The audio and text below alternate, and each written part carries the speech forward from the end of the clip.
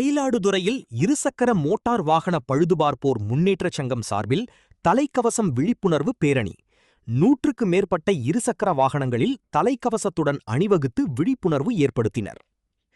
மயிலாடுதுறையில் மயிலை இருசக்கர மோட்டார் வாகன பழுதுபார்ப்போர் முன்னேற்றச் சங்கம் சார்பில் வாகன ஓட்டிகள் தலைக்கவசம் அணிய வேண்டியதன் அவசியத்தை வலியுறுத்தி தலைக்கவசம் விழிப்புணர்வு இருசக்கர வாகன பேரணி நடைபெற்றது. மாவட்ட ஆட்சியர் அலுவலகத்தில் தொடங்கிய பேரணியை வட்டார போக்குவரத்து அலுவலர் கதிர்வேல் கொடியசைத்து தொடக்கி வைத்தார். பேரணி நகரின் பிரதான வீதிகளின் வழியாகச் சென்று வட்டார போக்குவரத்து அலுவலகத்தில் நிறைவடைந்தது. இதில் வட்டார போக்குவரத்து ஆய்வாளர் ராம்குமார் மற்றும் 200க்கும் மேற்பட்ட மோட்டார் வாகன பழுதுபார்ப்போர்கள் கலந்து கொண்டு விழிப்புணர்வு ஏற்படுத்தினர்.